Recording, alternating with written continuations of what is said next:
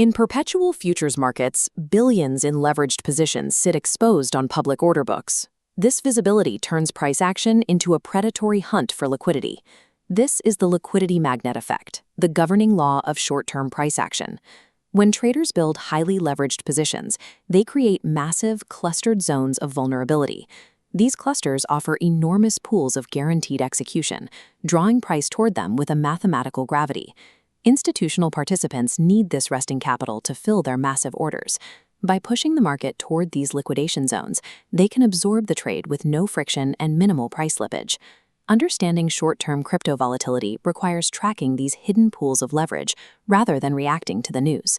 The primary tool for visualizing this hidden landscape is the liquidation heat map, which aggregates market-wide leverage into a single view. This chart maps exactly where capital is trapped. Horizontal bands represent resting leverage, with bright yellow indicating the highest concentrations of forced orders. From July 15 to 21, 2026, Bitcoin sat in a unique position, sandwiched directly between these heavy bands of leverage. This setup triggered a bidirectional sweep cycle, a sequence designed to clear both the long and short sides of the leverage book. This 6-day window serves as a roadmap for how market makers systematically manufacture volatility. On July 15th, the market was chopping sideways, consolidating in the mid-64K range. This sideways action encourages traders to build highly leveraged positions. As the consolidation continues, the liquidity pools above and below the price grow thicker and brighter. Above the current price, a massive short liquidation wall is building toward the 66K mark. Simultaneously, long positions are accumulating below the market. Here, the price begins to drift downward, pulled toward the long liquidation floor building at 64,000. The market has entered a state of bilateral gravity, suspended between two massive concentrations of capital. This level of accumulated leverage makes a violent breakout inevitable as the market moves to resolve the structural tension. On July 17th, the market makes its first move with an abrupt break to the downside. The price line pierces the 64K support level here, entering the primary danger zone.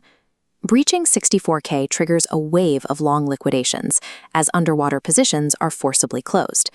These forced long liquidations execute as market sell orders, creating cascading momentum. Each triggered position pushes the price lower, hitting the next layer of liquidations in a domino effect. The price reaches the densest liquidity pool at 62.5K.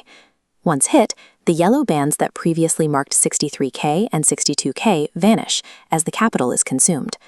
With the downside liquidity pools exhausted, the downward pressure suddenly evaporates. The downside move was a mechanical clearance of resting capital, functioning within the internal logic of the order book. With the lower levels cleared, the path of least resistance immediately shifts to the upside. Momentum builds into July 20 as Bitcoin enters an aggressive V-shaped recovery, breaking out above $65,000. Reclaiming 65K puts late-arriving short sellers underwater, setting the stage for the second half of the sweep.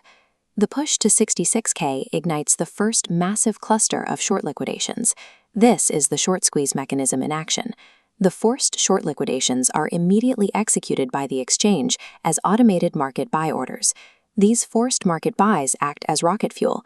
The price moves through the yellow band at 66,500 as the squeeze actively consumes the upper liquidity. The market is using the forced buying of the losers to fund the rally. On the morning of July 21, the squeeze enters its final, violent phase. The price ascends rapidly towards $68,000. This move has completely cleared the upper liquidity matrix that was established days prior. The vertical speed of the move to 68K is a hallmark of forced execution exhaustion. The bidirectional sweep is complete, having successfully extracted liquidity from both sides of the book. Returning to the initial state on July 15th reveals the original yellow bands exactly as they were before the volatility began. Comparing that Day 1 state to July 21 climax shows the structural nature of the move. The 6-day price path connected the dense leverage nodes that were already visible on Day 1. The week's price action traced a structured point-to-point route through the order book, navigating through each major concentration of capital. The leverage map reveals market intent, while the price chart serves as the historical record of that intent being executed. Liquidation heat maps do not provide an immediate directional bias. Instead, they precisely map out volatility expansion zones, the areas where price action will be most violent once a trend begins. The market behaves as a sophisticated liquidity-seeking algorithm, naturally drifting from one dense leverage cluster to the next. Success in modern microstructure requires moving far beyond historical price lines to analyze the active resting capital on the book.